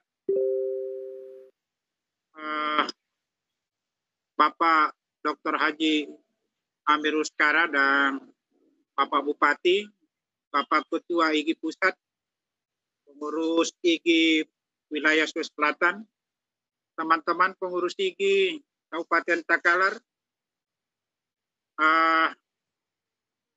Dinas Pendidikan dan Kebudayaan serta jajarannya yang hadir pada hari ini di webinar. Terima kasih Pak. Terima kasih atas perhatiannya terhadap pergerakan IGI. Perlu saya sampaikan bahwa IGI ini adalah pergerakan dan merupakan sebuah keniscayaan untuk membantu pemerintah meningkatkan kompetensi guru. Ya, arahnya supaya guru nanti diarahkan merdeka berkarya dan merdeka bertindak demi perbaikan sesuai dengan dinamika kemajuan pendidikan di Indonesia. Perlu juga sampaikan kepada bahwa keberadaan IGI saat ini menjadi sebuah lokomotif perubahan dalam dunia pendidikan untuk meningkatkan kompetensi guru melalui berbagai macam pelatihan. Dengan ruhnya itu adalah ruh literasi dan numerasi. Sekarang ini perlu saya sampaikan kepada Dinas Pendidikan Takalar dan pemerintah Takalar bahwa IGI Indonesia bersama IGI Takalar sudah melatih lebih daripada 2 juta guru yang telah dilatih secara gratis beberapa bulan terakhir ini. Ya. Dengan menggunakan anggaran secara mandiri, tanpa menggunakan anggaran pemerintah selama ini. Ya, alhamdulillah. Jadi kita Takalar telah melaksanakan pelatihan setiap pekan. Setiap pekan, setiap minggu, setiap hari Senin paling lambat itu. Dan itu sudah pekerjaan rutin untuk program IGI Takalar. Dan insya Allah akan terus berkesinambungan. Termasuk pada pasca COVID nanti. Dan apa yang IGI lakukan semata-mata untuk peningkatan mutu pendidikan Indonesia. Peradaan IGI bukan menjadi saingan. Saya sampaikan pada teman-teman guru di Takalar dan teman-teman sesama organisasi profesi guru, bahwa IGI ini di Takalar bukan menjadi saingan, apalagi menjadi lawan. Karena IGI jelas membantu para guru, bukan untuk mencari sanjungan, apalagi jabatan di pemerintah itu. Tapi betul-betul kita berangkat karena niat ikhlas. Mereka-mereka yang merasa IGI ini adalah sebuah pergerakan yang bisa mengganggu, baik secara kekuasaan maupun secara politik, nah itu adalah sebuah kesalahan besar. Itu perlu berpikir sehat itu. Jadi apabila yang memiliki kekuasaan berusaha mengucilkan dan menghambat IGI agar tidak berkembang, saya harap supaya mari kita sadar bersama untuk sama-sama mengembangkan guru kita di Indonesia ini. Dan ini akan terus bergerak dengan jati dirinya sebagai organisasi milenial, karena anggota IGI ini lebih banyak milenial ini, yang terus membantu para guru untuk meningkatkan kompetensinya. Terutama guru-guru yang lahir tahun 60-an sampai tahun 70-an, seperti yang dikatakan oleh Bupati, yang masih kurang melek IT. Dan IGI ini tanpa sanjungan pun insya Allah terus akan bermanuver dengan berbagai program unggulan, yaitu memerdekakan guru dalam berkarya. Dan saya himbau pada teman-teman dan saya mengajak pada teman-teman guru, janganlah takut. Mari bersama IGI untuk menjadi lokomotif, untuk membawa perubahan besar di dunia pendidikan di Indonesia ini, untuk bangsa ini. Perlu juga saya sampaikan, motto IGI ini adalah dengan motto sharing and growing together, yaitu berbagi dan tumbuh bersama. Nah, ini sudah melekat dalam jiwa raga itu para guru-guru hebat dan unggul di Indonesia ini, yang aktif di IGI, ya, yang menginginkan pendidikan ini menjadi lebih maju. Perlu juga saya sampaikan di kesempatan ini bahwa harapan kami semoga pendidikan kita ini ke depan bisa melahirkan sumber daya, memiliki nilai-nilai utama peradaban. Peradaban kita yang sangat kita perlukan adalah jujur, berani, cerdas, dan pantas. Di motonya Rambugis itu namanya Sulapa apakah itu? Di Makassar itu, segi 4. Itu menjadi simbol, itu ciri khas huruf lontar itu segi 4. Karena harapannya adalah semoga generasi yang dilahirkan adalah jujur, berani, cerdas, dan punya kepantasan.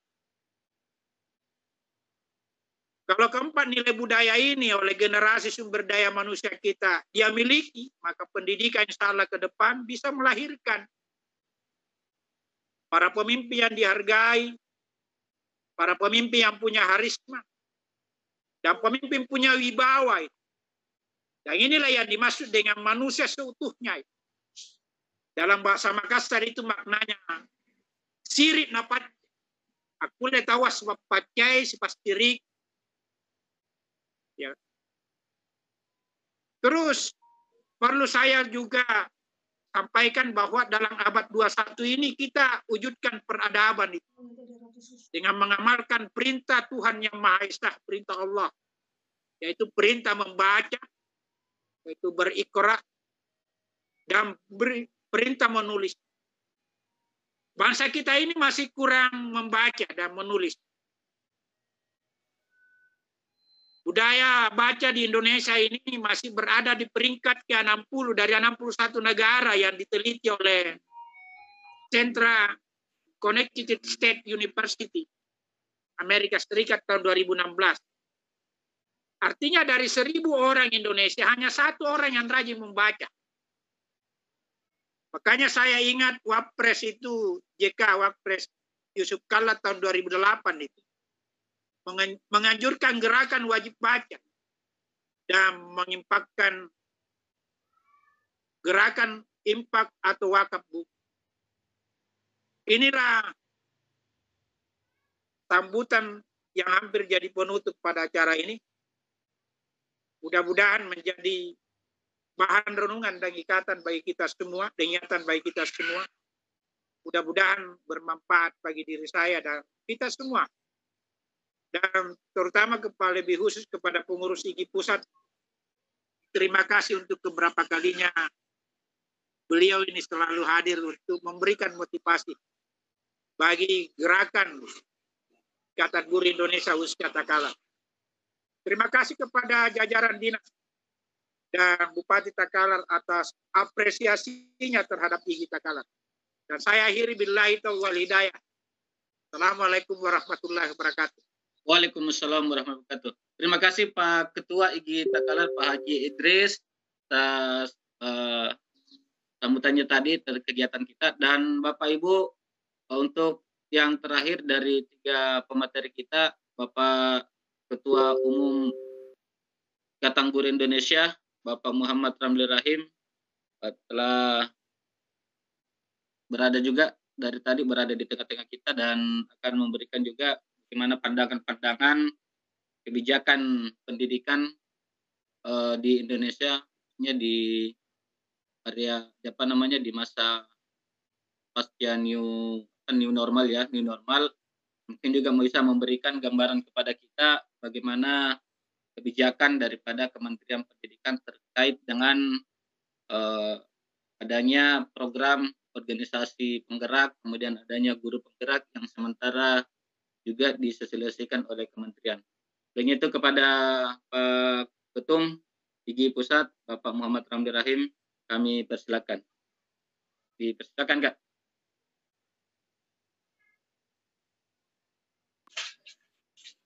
Pak Ketum. Oh, sorry.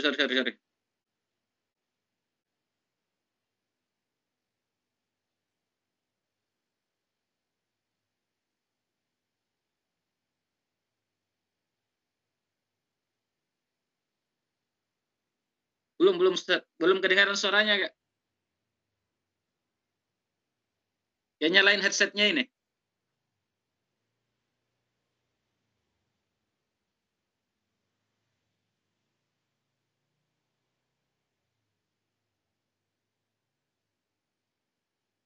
Pak Mulis kedengarannya suaranya? Tidak kedengaran. Kayaknya salah headset Pak Ketum. Pak Ramli.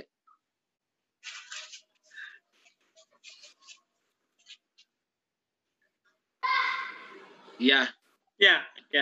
Sudah kedengaran. Belum.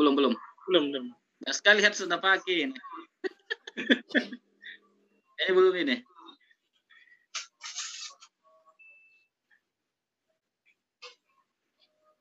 Lepas headset kayaknya Kak ini. Ini bisa dilepas headsetnya Kak, yang sampai bermasalah. Jaringan kayaknya juga Pak Haji ini tidak stabil di Pak Ketum ya.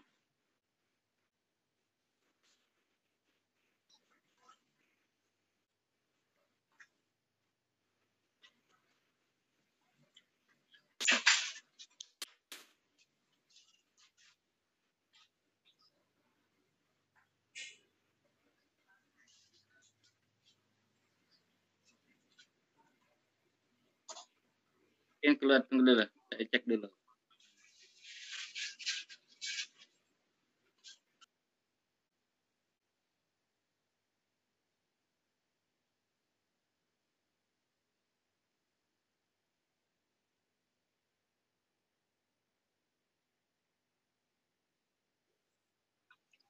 Oke, Assalamualaikum warahmatullahi wabarakatuh. Ya, Waalaikumsalam warahmatullahi wabarakatuh. Iya, terima kasih banyak. Assalamualaikum warahmatullahi wabarakatuh, Bapak Ibu Kepala Dinas Pendidikan Kota Takalar, Kabupaten Takalar yang kami hormati.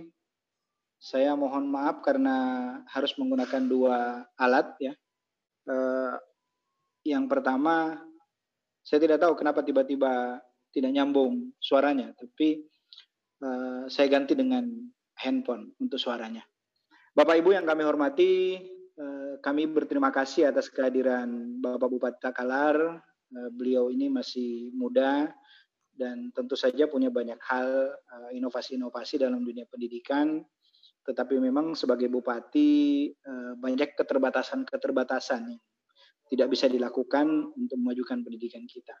Kemudian kami juga berterima kasih kepada Kanda Amir Ruskara, meskipun beliau tidak lagi bersama kita, tetapi kita butuh lebih sering berkomunikasi dengan beliau, apalagi beliau berada di Komisi Anggaran. Memang pendidikan dengan anggaran tidak bisa dipisahkan. Maka kemudian aspirasi-aspirasi teman-teman IGI itu juga penting untuk sampai ke beliau. Dan hari ini saya mengapresiasi dan saya pernah broadcast tentang kegiatan IGI Takalar ini. Saya sangat mengapresiasi apa yang teman-teman IGI Takalar lakukan dengan mengundang anggota DPR, mengundang bupati untuk hadir dalam kegiatan IGI. Ini penting. Kenapa begitu penting? Karena mereka lah para legislator ini pengambil kebijakan, sehingga apapun yang terjadi di dunia pendidikan itu akan bersangkut paut dengan DPR, bersangkut paut dengan legislatif. Bupati, gubernur, presiden, menteri, ya tentu saja terkait dengan itu. Sehingga saya berharap IGI kabupaten lain dan kota lain juga melakukan hal sama. Jadi 560 anggota DPR itu kalau boleh pernah hadir semua di IGI itu sangat baik. Dan itu bisa membuat kita jauh lebih matang, jauh lebih maksimal meningkatkan kompetensi guru Indonesia. Takalar ini menjadi satu cerita tersendiri sebenarnya buat saya dulu ya, sejak pertama kali dibentuk, mungkin termasuk Pak Sekwil juga seperti itu. Kita pernah pertama kali mau rapat IG di Takalar itu, tiba-tiba tiba-tiba sekolah tempat kita mau rapat dikunci dan tidak bisa masuk gitu. Ya, tapi alhamdulillah ternyata IG Takalar bisa menunjukkan sesuatu yang berbeda, bahwa apa yang dilakukan teman-teman IG di Takalar sekarang jauh lebih maju daripada organisasi-organisasi lain. Bahkan sebelum Pak Idris ini jadi ketua, itu jauh lebih banyak aktivitas yang bisa kita lakukan. Nah, karena itu kita berharap bahwa IG Takalar ini bisa berkontribusi positif terhadap peningkatan kompetensi guru-guru IG Takalar, memperjuangkan aspirasi guru-guru di Takalar, kemudian mampu bersama-sama dengan pemerintah membuat inovasi-inovasi dalam dunia pendidikan. Terkait materi tadi, tema yang diangkat soal pandemi pasca COVID-19, ini memang butuh kebijakan-kebijakan khusus menurut saya terkait pandemi dan pasca pandemi. Di masa pandemi ini kita menemukan banyak siswa yang tidak memiliki alat, tidak memiliki device. Nah, ini mungkin Pak Bupati atau Ibu Kadis bisa membuat kebijakan khusus terkait pendidikan ini, karena terus terang dari kementerian itu tidak ada arahan yang jelas tentang ini. Saya pernah berdebat cukup panjang dengan Pak Dirjen yang sekarang sudah mantan, kemarin PLT Dirjen, Pak Hamid, di RRI Pro 3 di nasional ya. Saya bilang teman-teman di bawah itu, Pak Dirjen butuh petunjuk teknis yang jelas bagaimana standarisasi pembelajaran jarak jauh itu dilaksanakan, supaya tidak kita begitu beragam di bawah, tidak ada hal yang ingin dicapai, dan kita tidak melihat sesuatu yang dilakukan oleh Kemdikbud termasuk Dinas Pendidikan untuk mencapai hal itu. Beliau kemudian bilang ke kami saat itu, termasuk pada saat live di radio itu, ini kan eranya sekarang era merdeka belajar. Karena merdeka jangan semua harus diatur oleh Kemdikbud gitu. Nah, masalahnya kemudian apakah kemerdekaan itu bisa dijawantahkan atau bisa diimplementasikan atau bisa dilaksanakan oleh Dinas Pendidikan setempat atau sekolah sebagai unit pendidikan. Ini masalah besar. Dan akhirnya kemudian kita menemukan fakta-fakta yang aneh-aneh di sekolah. Misalnya data yang menunjukkan bahwa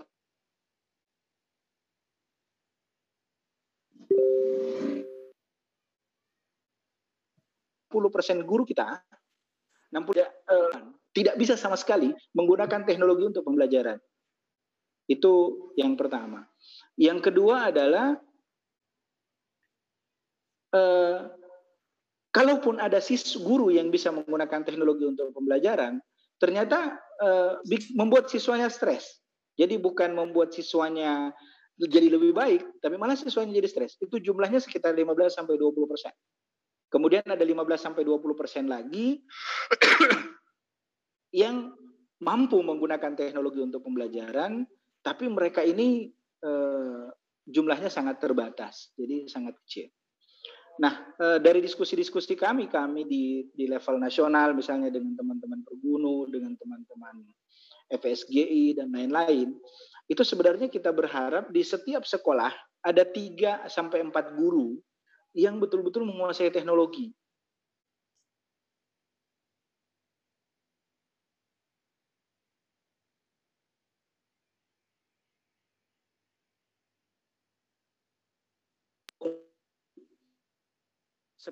Bupati sampaikan ke kita bahwa guru PNS di sekolah itu ya mayoritas 3 orang satu sekolah, dan itu tidak terjadi hanya di Takalar, termasuk di Kota Makassar juga seperti itu.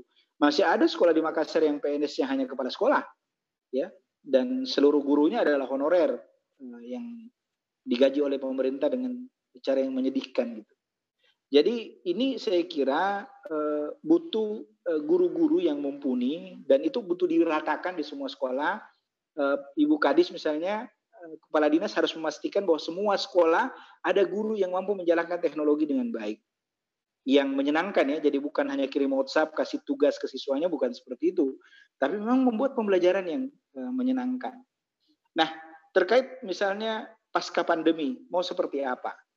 Menurut saya blended itu masih tetap harus dilakukan. Nah, di masa pandemi ini kita harus bisa membuat formula dan mengidentifikasi berapa siswa yang punya alat, berapa siswa yang bisa beli kuota data, berapa siswa yang mahir dan tidak mempunyai persoalan dengan itu semua, ini butuh data itu. Kalau kita tidak punya data, kita tidak bisa melakukan implementasi di lapangan. Misalnya, karena mayoritas siswa di sekolah itu, misalnya 50% siswa di sekolah itu tidak bisa mengikuti pembelajaran online, kenapa tidak dibuka di sekolah, tapi dengan jarak yang sangat jauh. Bahkan kalau perlu ada siswa 2-3 orang yang tidak bisa, 2-3 orang saja itu yang datang ke sekolah. Yang lain silahkan online, tapi 2-3 orang itu datang ke sekolah. Kenapa? Karena tidak boleh ada yang tertinggal. Nah, sementara Kemdikbud kesepakatan 4 menteri yang sudah tertuang dalam kesepakatan bersama itu tidak mewajibkan siswa masuk sekolah. Jadi termasuk di sekolah di zona hijau itu orang tua punya hak untuk tidak mengantarkan anaknya ke sekolah atau tidak memberi izin anaknya ke sekolah dan tidak boleh diberikan sanksi. Tetapi mereka harus melakukannya secara online. Nah, kalau memang tidak bisa dan sangat khawatir, itu juga boleh tidak datang ke sekolah.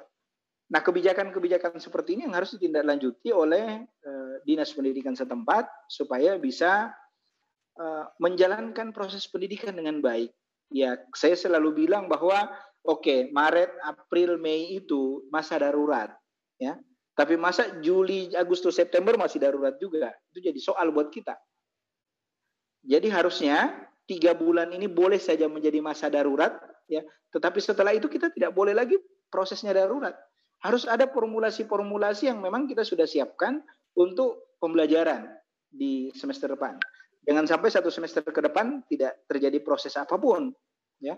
Nah, kalau misalnya Kemdikbud kemarin menerima sarannya IGI untuk menggeser tahun ajaran baru ke Januari, kita tidak perlu repot, ya. Kita tidak perlu memikirkan siswa mau seperti apa dan sebagainya, tidak perlu. Karena statusnya libur, ya. Statusnya libur, tidak ada proses pembelajaran. Tetapi karena Kemdikbud sudah memutuskan bahwa proses pembelajaran tidak bergeser, maka kita harus menyiapkan formulasi bagaimana menyelenggarakan pembelajaran di sekolah. Nah, kalau tidak bisa sama sekali, ini memang kerepotan, dan saya yakin betul teman-teman IGI bisa berkolaborasi, bisa diajak serta untuk membuat model-model pembelajaran baru. Karena model pembelajaran online itu menantang, ya. Kenapa? Karena butuh menyenangkan. Karena butuh menyenangkan, maka sebenarnya kita membutuhkan cara-cara yang lebih unik dalam pembelajaran. Ya, kalau seperti di IGI itu digunakan misalnya menggabungkan komik dengan proses pembelajaran, video pembelajaran, kemudian game pembelajaran, kemudian bikin video script untuk pembelajaran, kemudian bikin video presentasi untuk pembelajaran.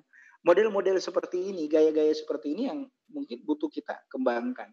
Termasuk bagaimana membuat ujian itu menjadi menarik, ya, ujian itu menjadi menyenangkan, tidak menakutkan buat siswa. Itu juga teman-teman IGI bisa latihkan.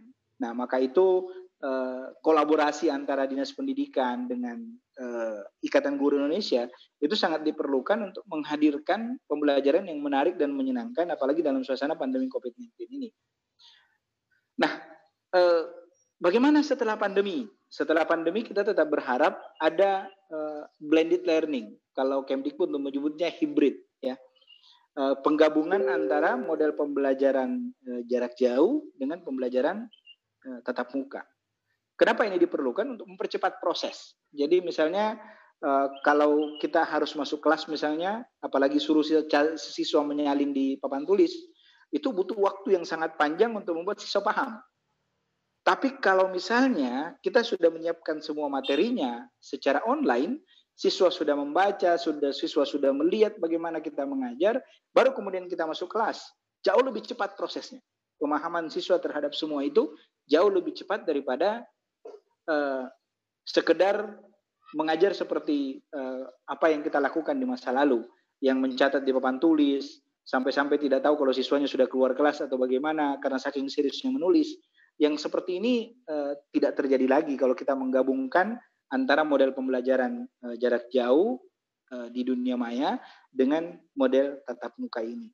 Jadi meskipun nanti pandemi sudah berlalu, Januari atau Februari misalnya vaksin sudah ditemukan, pola-pola pembelajaran jarak jauh atau pola-pola pembelajaran online ini jangan ditinggalkan, tetap dijalankan. Sekarang ini IGI sedang mengembangkan dan sudah bisa sebenarnya sekolah-sekolah menggunakan LMS, Learning Management System. itu mengintegrasikan antara guru, orang tua, siswa, kepala sekolah. Sehingga semua terkontrol dengan baik. Kalau Bapak Ibu punya video, itu bisa bikin seperti Ruang Guru punya, seperti Senius punya. Itu lokalitasnya lebih kuat, lebih kelihatan gitu. Karena apa yang teman-teman guru bikin itu bisa dicantolkan di situ, kemudian bisa jalan. Dan jauh lebih murah lah dibanding misalnya sewa ruang guru dan sebagainya. Ini yang sementara kita kembangkan dan kita bisa bikin pelatihan khusus untuk itu. Diklat manajemen kepala sekolah berbasis LMS. Itu sangat bisa kita lakukan. Dan kalau IG Sulsel mau mempelopori, bisa. Pelatih-pelatihnya sangat bisa kita hadirkan. Nah ini saya kira sesuatu yang butuh kita kembangkan di masa depan. Tetapi apa yang dilakukan oleh teman-teman IG Takalar dengan rutin membuat pelatihan setiap minggu, itu sesuatu yang amat-amat harus diapresiasi. Tidak semua, jangankan IG kabupaten seperti Takalar ya, organisasi tingkat nasional saja belum tentu bikin seperti ini. Bahkan Kemdikbud itu bikin webinar series itu setiap hari hanya 1 kali, ya. Bandingkan dengan IG yang di seluruh kabupaten kota bergerak. Gitu. Jadi apa yang kita jalankan sebenarnya sudah sangat baik. Terkait tadi pertanyaan Pak Sekwil soal organisasi penggerak, ya sebenarnya si IG itu tidak terlalu semangat dengan organisasi penggerak. Biasa saja ini organisasi penggerak. Kenapa? Karena apa yang kita lakukan sebenarnya sudah pergerakan. Jadi apa yang teman-teman IG lakukan itu jauh lebih daripada apa yang diharapkan oleh organisasi penggerak itu. Sudah sangat jauh. Kalau misalnya organisasi penggerak hanya menargetkan misalnya untuk dapat 20 miliar hanya 150 sekolah, itu terlalu kecil buat IG. Sangat kecil. Tapi anggarannya besar, ya.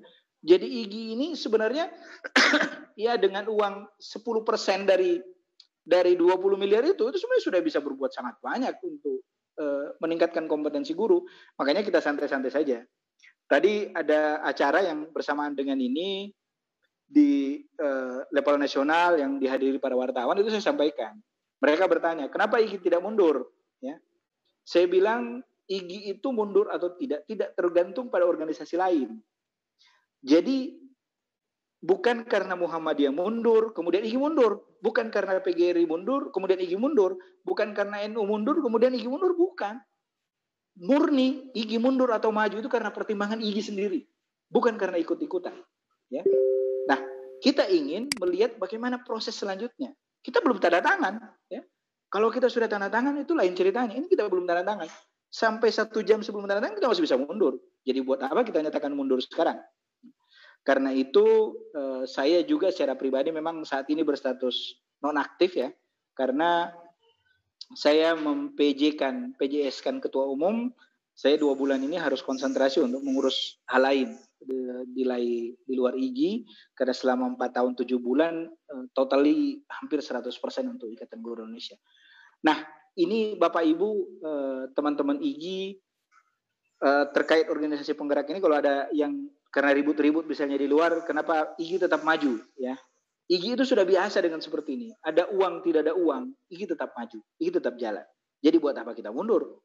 Ya, kalau tidak ada uang saja kita mampu menjalankan semua itu, apalagi kalau ada uang, ya kita bisa berbuat lebih banyak lagi. Tetapi saya tekankan ke teman-teman penyelenggara, ke pengurus pusat, bahwa siapapun yang terlibat dalam organisasi penggerak ini harus rela menyumbangkan 50% honornya untuk IG. Kenapa? Karena organisasi penggerak ini menyentuh 1 titik saja, sedikit sekali dari komponen bangsa ini. Kecil sekali. Sehingga 50% honor itu akan digunakan untuk menyentuh daerah-daerah lain yang tidak tersentuh oleh organisasi penggerak. Sehingga semangat sharing and growing together itu tetap ada dan tetap terjaga di kita semua. Jadi bukan karena kemudian ada uang, kemudian hanya dinikmati oleh pelatih saja. Tidak boleh seperti itu. Pelatih oke, silahkan melatih, tetapi 50% dari honor yang mereka terima harus dikembalikan ke Ikatan Guru Indonesia untuk digunakan di daerah-daerah lain yang belum merasakan manfaat dari pelatihan-pelatihan Ikatan Guru Indonesia. Itu sebenarnya tujuannya kenapa saya menyebut itu. Meskipun teman-teman di PP ada juga yang menentang saya karena merasa kenapa harus kita potong gaji honor mereka. Saya bilang bukan dipotong, tapi mereka harus secara sukarela menyumbangkan 50% dari honor mereka. Apakah itu menyalahi aturan? Tidak ada yang salah dari aturan, karena secara administrasi mereka tetap terima 100%. tapi kemudian mereka sumbangkan ke organisasi sebagai keikhlasan mereka mendukung pengembangan organisasi ini dan mendukung pelatihan-pelatihan guru di tempat lain yang tidak tersentuh oleh organisasi penggerak. Kenapa? Karena organisasi penggerak menyentuh sedikit sekali. Bayangkan untuk uang 40 miliar itu hanya 300 sekolah. Sangat kecil. Nah, kalau hanya 300 sekolah yang kita urusi untuk uang sebesar itu, mubazir. Kenapa? Karena tidak ada uang juga kita bisa menyentuh banyak. Nah, kita butuh mengirim guru-guru kita ke Puncak Jaya, kita mengirim guru-guru kita ke Halmahera, kita mengirim pelatih-pelatih kita ke Maluku Barat Daya misalnya. Itu yang kita butuhkan. Sehingga anggaran organisasi penggerak ini berguna untuk banyak orang, bukan hanya berguna untuk daerah sasaran. Di situ sisi pengembangannya di Ikatan Guru Indonesia. Dan saya pertegas, yang tidak mau menyumbangkan pendapatannya 50% untuk IGI tidak usah ikut. Tidak usah ikut di partisipasi dari sini. Artinya dia ikut menjadi pelatih IGI, motivasinya hanya uang. Bukan untuk mengembangkan kompetensi guru, tapi hanya sekedar untuk mendapatkan itu. Meskipun ya lalu-lalu mereka memang melatih guru tidak harus dikasih macam-macam ya. Bahkan ada yang bisa melatih kemana-mana itu tidak diberikan apapun ke mereka. Nah, saya kira seperti itu yang saya sampaikan. Jika ada yang ingin didiskusikan, kita bisa diskusi panjang. Dan kita berharap bahwa apa yang dilakukan oleh teman-teman IGI di Takalar bisa dijalankan juga oleh teman-teman IGI di kabupaten kota yang lain. Ya syukur-syukur kalau 24 kabupaten kota di Sulawesi Selatan misalnya juga mengundang 24 anggota DPR RI di seluruh yang berasal dari Sulawesi Selatan. Karena kita ada 24 anggota DPR RI. Diundang saja satu persatu, hadirkan semuanya. Supaya kita lihat juga yang mana yang bisa bicara, yang mana yang tidak bisa bicara. Yang mana yang bisa menyalurkan aspirasi, yang mana yang tidak bisa. Yang mana yang bisa diharap, yang mana yang tidak bisa diharap. Ya kita kelihatan lah semuanya. Jadi jangan menjaga jarak sama mereka karena kita butuh mereka dalam menyalurkan aspirasi kita. Itu bukan politik praktis, tapi bagaimana itu bagian dari strategi kita untuk menyampaikan apa yang sesungguhnya menjadi persoalan guru kita secara langsung. Jadi bukan saya sebagai ketua umum kemudian berkoalisi langsung dengan itu, kemudian menjual-jual guru, tidak seperti itu. Tapi teman-teman guru bisa langsung menyampaikan aspirasinya ke yang lain. Saya kira seperti itu. Terima kasih banyak atas kesempatan yang diberikan. Saya mohon maaf jika ada kesalahan atau ucapan yang menyinggung perasaan. Wabillahi taufiq wal hidayah. Wassalamualaikum warahmatullahi wabarakatuh. Waalaikumsalam warahmatullahi wabarakatuh. Selanjutnya Pak Sekretaris IGI Takalar, monitor.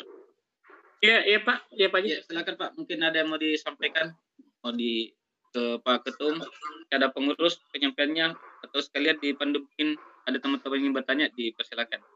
Tuh, terima kasih banyak Pak Haji, bahwa alhamdulillah IGI Takalar, Pak Ketua IGI Takalar tadi sudah menyampaikan bahwa kami tetap berkomitmen untuk membangun kompetensi guru di Takalar secara khusus dan Indonesia secara umum, bahwa betul apa yang menjadi bahasa tadi Pak Ketum, bahwa kita tidak bergantung kepada anggaran ada tidaknya, bahwa kita tetap komitmen untuk bergerak maju. Untuk selanjutnya, mungkin ada yang mau bertanya Pak. Mungkin kita berikan dulu pertanyaan langsung ya, Pak Haji. Ya, silakan. Ada yang resen atau gimana?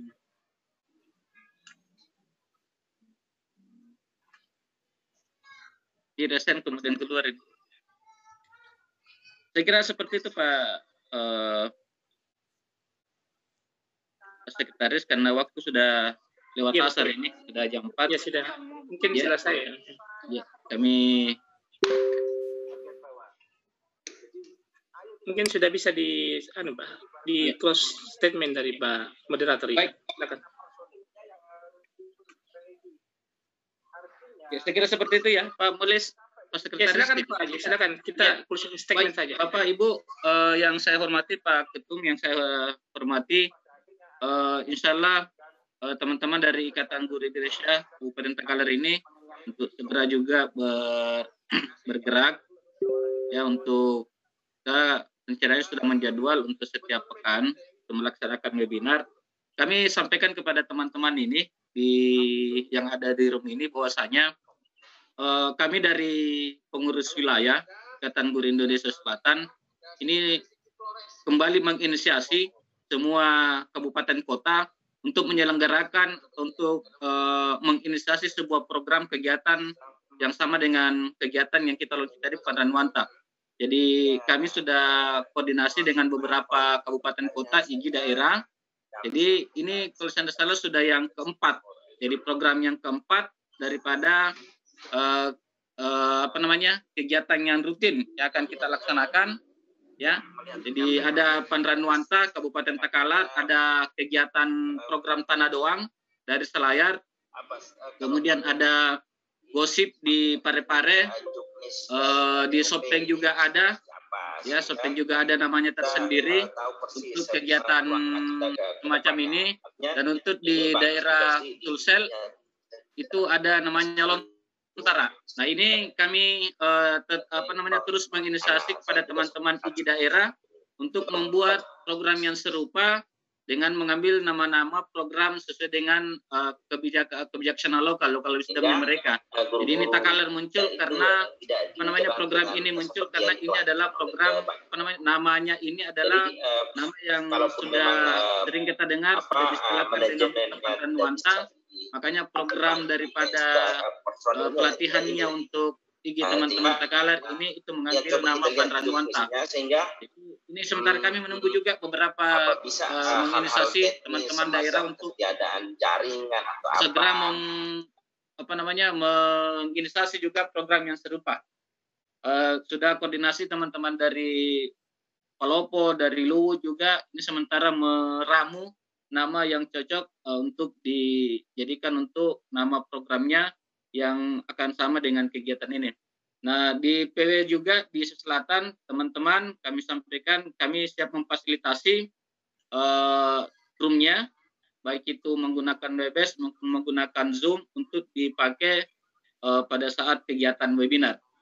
Nah, yang terakhir Bapak Ibu, bahwasanya acara kita ya. Mungkin kami perkenalkan dulu pengurus Panranwanta. Kalau dari IG Takalar itu diwakili oleh Andi Sahbanur, kemudian dari Dinas Pendidikan langsung oleh Ibu Kabit GTK. Iya. Oh begitu ya? Iya. Oh iya. Jadi ada kepengurusannya sendiri. Jadi IG Takalar kegiatannya lain, dia berdiri dengan berkolaborasi dengan Dinas Pendidikan, Pak Haji. Oh begitu ya? Ya. Siap. Ya. Oke, saya kira seperti itu ya. Ada penjelasan singkat bahwasanya Panranwanta ini memang dikoordinasikan oleh IG Takalar tapi kerjasama dengan Dinas Pendidikan dan Olahraga Kabupaten Takalar. Nah, kemudian yang terakhir kami ingin sampaikan bahwasanya kegiatan ini adalah salah satu rangkaian dari kegiatan galang donasi kami untuk teman-teman untuk bencana di Luwu Utara. Jadi bagi teman-teman yang punya pelonggaran ya bisa menyisihkan untuk donasinya seberapapun seikhlasnya. Kemudian yang sudah memberikan donasi silakan join di grup WA-nya kami. Nanti kami akan memberikan pelatihan bagaimana menjadi mahir menjadi pengelola di dalam jaringan. Jadi sekali lagi ini adalah kegiatan galang donasi yang kedua dan kegiatan galang donasi yang ketiga. Insya Allah minggu depan kami masih koordinasi dengan presenter kondang kita Najwa Shihab. Kemarin sudah memberikan informasi Najwa Shihab untuk ikut serta dalam kegiatan galang donasi oleh Ikatan Guru Indonesia Selatan. Saya kira seperti itu, Bapak Ibu. Terima kasih sekali lagi Pak Ketua. Pak Ramli Rahim, terima kasih atas waktunya. Teman-teman pengurus IG Takalar, Bapak Ibu, selanjutnya mari kita menutup kegiatan kita ini dengan mengucapkan Alhamdulillahirrabbilalamin. Nun wal kalamin wa ma yusirun. Wassalamualaikum warahmatullahi